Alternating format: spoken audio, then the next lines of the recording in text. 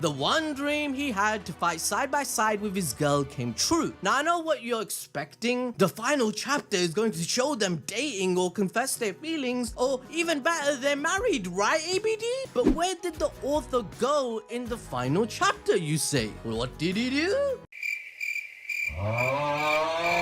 Yep. This is the only interaction these two have after 4 months, and she says the car is waiting? That's it? Like, I'm about to crash out, fam, because where did this entire subplot even go? It was flushed down the toilet for no reason, and even if it wasn't a ship and their feelings were platonic, give us some more reason to believe that and some dialogue then. Where is it? But I kind of jumped ahead for a second. Let's rewind a moment. Remember, they were simply the captain and vice captain of the Kafka Corps in the childhood, right? 9 years prior to the start of the manga, Mina was blessed with incredible power and passed the exam with ease, whereas Kafka failed over 5 times. But Mina's innate talent proved to be a curse without Kafka by her side. Mina was terrified fighting all alone and felt immense pressure. She prayed for Kafka to hurry up as she was lonely without him. She actually grew depressed when she realized that he would never make it. It was foreshadowed even more times that these two are actually in love with each other. Like, look back at chapter 69, Kafka runs into Mina on the rooftop where she asks him to stay, and she opens up for the first time in 9 years, telling Kafka that he's always the one who drives headfirst into danger, always thinking of others before himself. So to her, he's still the same boy she looked up to all those years ago. Now, despite the time and becoming a little kaiju,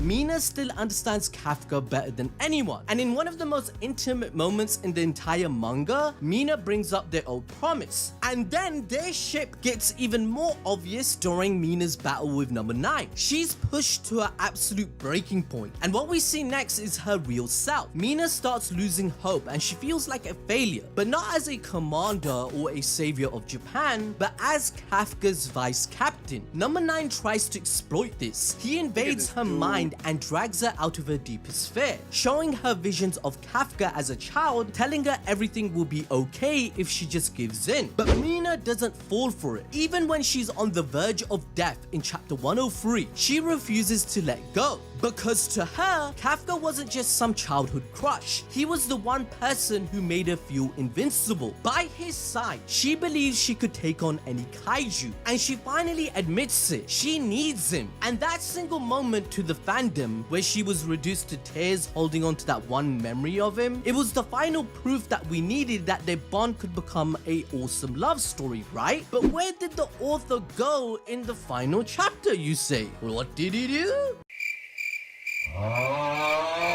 Yep. This is the only interaction these two have after 4 months, and she says the car is waiting? That's it? Like, I'm about to crash out, fam, because where did this entire subplot even go? It was flushed down the toilet for no reason, and even if it wasn't a ship and their feelings were platonic, give us some more reason to believe that and some dialogue then. The story continues as Kafka returns to Defense HQ. Everything got rebuilt swiftly whilst he was asleep. He reminisces on his entire journey, like when he took the exams and built friendships. Back then, Kafka was seen as a threat to the world, but now he's gained the respect and admiration of the entire army. They all greet him with smiles and open arms instead of guns and glares. They're glad Kafka is alive and welcome him back to the squad. And him being overwhelmed, our MC gets emotional and cries. Kafka then learns of everything that happened so far.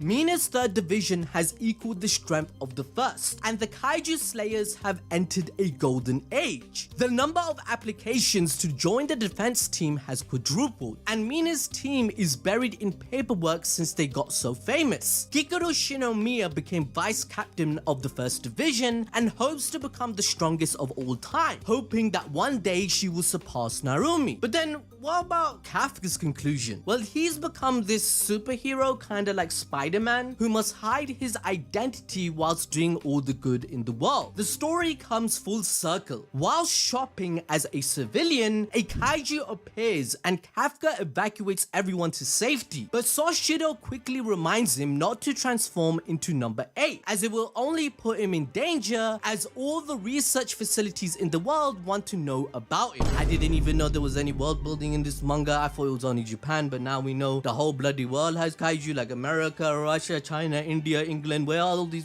I don't even want to get into where are their kaijus and their characters. I'm just saying there was just so much potential and it was thrown. That just makes no fucking sense. Anyway, getting back to the point. In this dire situation, we see two children that resemble Kafka and Mina. This is a throwback to their situation. Kafka and Mina were both victims of kaiju attacks that devastated their hometown. In the aftermath, both children were left orphaned and traumatized. And standing in the rubble, that's when they made their promise to work together in the defense force. And this is when it's revealed that the kids share the same dream, as they want to join the defense force too. So Kafka, becoming the shining symbol of hope and justice, as the kids stand before the monster, he swoops in and tells them to make a promise. Kafka is now the leader of Mina's 3rd Division support squad called the Kaiju Analysis Team, and it's revealed that only on a few occasions when the time is right, Kafka transforms into number 8 and destroys the bad guys. And that's the ending, people. I swear the only way this rushed ending was gonna be saved is if a sequel is announced. But make sure to tell me what you think in the comments. I really want to know. And check out this video about Saitama's power going viral, as he's becoming the #1 hero in the story.